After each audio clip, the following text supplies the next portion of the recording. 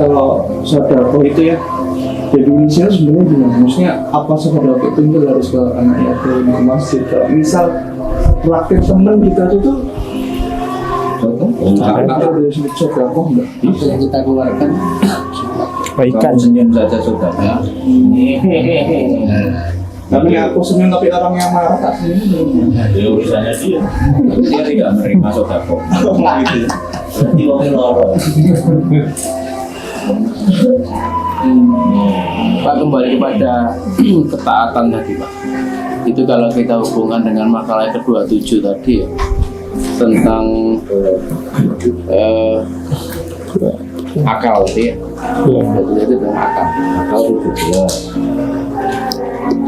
Di akal 17. Akal dan hawa nafsu. 17. Oh, 17. Dari mau 30 30 ada lagi. 30 orang yang orang yang Pembahasan penting. bukaan tok hari. Kesulas nang 30. ya, Nah, jika dikembalikan tadi ke 17 ya, tentang akal. akal dan nafsu. Kita juga memahami betul bahwa akal ini kalau secara umum kita pahami berhubungan nggak dengan IQ. Akal berhubungan nggak dengan IQ seseorang. Karena pada saat IQ kita di bawah 100 secara psikologis, ini akalnya nggak sehat itu. Nah kemudian bagaimana dengan tingkat ketaatan kalau di situ tadi kan tidak disebutkan ya. Kemudian dengan Tingkatnya gitu. ada tingkatan nggak ada kan? Ada. Nggak ada di situ. Nah inilah kemudian menjadi pokok bahasan tersendiri tentunya pada saat kita bicara tentang IQ, gitu kan? Gampangannya pintaran lah gitu. Nah kepintaran dalam mengelola penghasilan tadi mau dipakai zakat atau tidak, eman atau tidak, di situ juga akhirnya. Nah, pada saat IQ kita, akal kita yang dikatakan kurang dari 100 misalkan, dikatakan gak pokok lah misalkan yang sewu gitu kan. Ini kemudian gimana Pak? Jika dikembalikan lagi dengan yang ke-30 ini, ketaatan itu. Ya, Apakah ada pengecualian atau bagaimana? ini kan sudah kalau itu jelas. Orang tidur, orang lupa, sama orang gila juga orang level ya. Itu bebas dari hukum, bebas dari syarat. Tapi sebenarnya substansinya bukan itu. Ini juga sebenarnya penting karena jelas bahwa Islam adalah agama akal, ya kan? Manusia menjadi istimewa karena akal. Maka kita harus memahami apa yang disebut akal.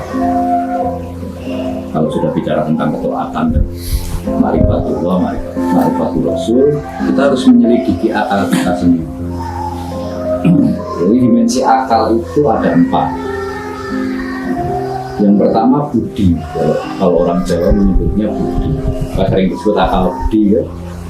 Budi itu logik. Jadi fungsi akal itu adalah menganalisis logika.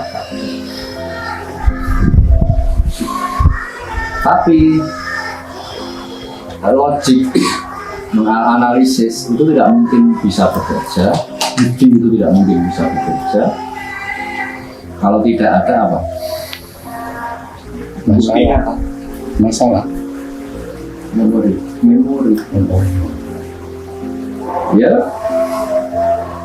Jadi memori inilah sebenarnya yang paling utama sumber dari bekerjanya akal. Tanpa ada memori, maka gerak manusia seperti anak bayi yang memorinya dari kandungan, gerakannya adalah gerakan instingtif, gerakan alamiah. Seperti juga binatang, betul juga kencing. Alamiah, anu meong-meong terus dilebok di kandang langsung.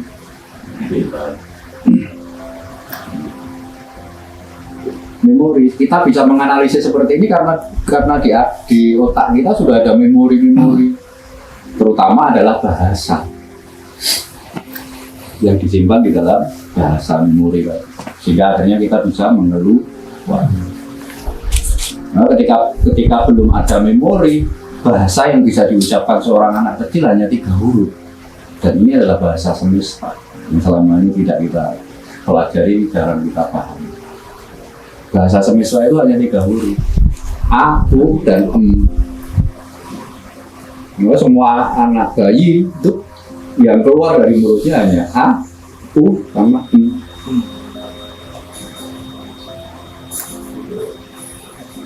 Ketika digandingkan jadi